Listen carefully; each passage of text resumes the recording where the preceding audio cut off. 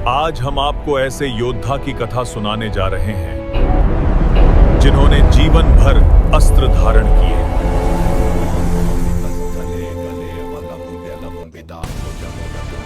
महाभारत केवल शस्त्रों का युद्ध नहीं था, वो धर्म, त्याग और निर्णयों की परीक्षा थी।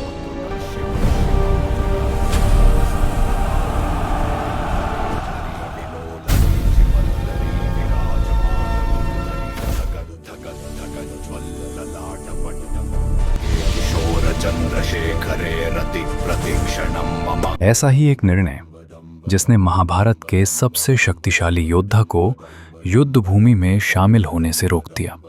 ये कथा है बर्बरीक की। यही निर्णय उन्हें बनाता है श्री खाटू श्याम महाराज। बर्बरीक का जन्म महाभारत काल में हुआ।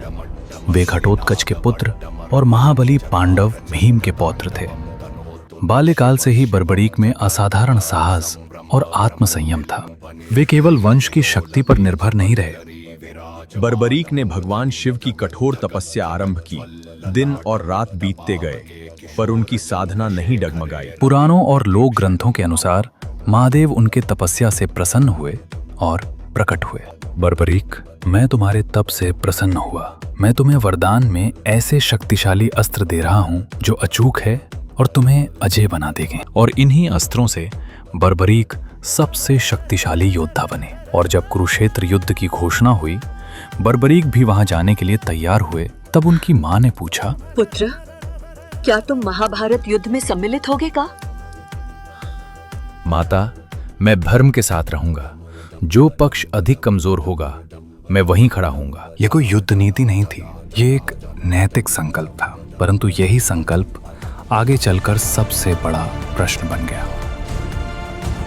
बर्बरीक को मार्ग में एक ब्राह्मण मिले। वे ब्राह्मण कोई साधारण व्यक्ति नहीं थे। वे स्वयं भगवान श्री कृष्ण थे।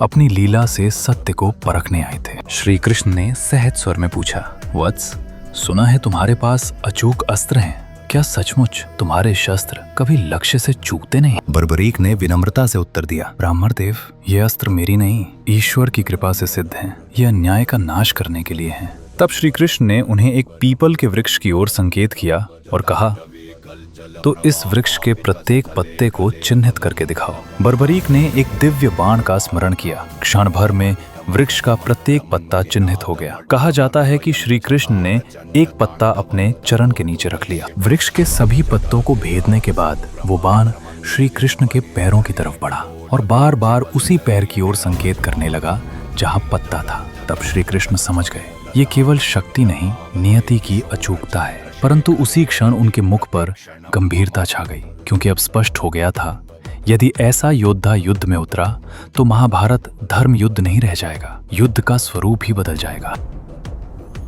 वास्तविक स्वरूप में आते हैं और बर्बरीक से कहते हैं, वत्स, यदि तुम युद्ध में भाग लोगे तो परिणाम केवल विनाश होगा। ये युद्ध धर्म की स्थापना के लिए है, न कि संपूर्ण संहार के लिए। यदि तुम अस्त्र उठाओगे तो धर्म का उद्देश्य नष्ट हो जाएगा। फिर श्री कृष्ण ने एक कठिन दक्षिणा मांगी। यदि तुम वास्तव में धर्म को समझते हो तो युद्ध से पहले अपना शीश मुझे अर्पित करो। ये कोई दंड नहीं था, ये सर्वोच्च त्याग की परीक्षा थी। बर्बरीक ने न तो विवाद किया, बस उन्होंने मुस्कुराकर कहा, यदि यही धर्म है तो मैं इसे स्वीकार करता हूँ। और उन्होंने अपना शीश अपने ही शरीर से अलग कर दिया। श्री कृष्ण ने बर्बरीक के सिर को सबसे ऊंचे चोटी पर स्थापित किया, जहां से संपूर्ण युद्ध को देखा जा सकता था, और वरदान दिया कि तुम्हारा शीश युद्ध को साक्षी के रूप में देखेगा और कालांतर में, कलयुग में, तुम मेरे ही एक रूप खाटू श्याम के रूप में पूजे जाओगे। कहा जाता है कि युद्ध के पश्चात बर्बरीक ने साक्ष्य दिया कि उन्होंने हर ओर केवल श्री कृष्ण की इच्छा को कार्य करते देखा। बर्बरीक को ही खाटू श्याम जी महाराज के रूप में पूजते हैं।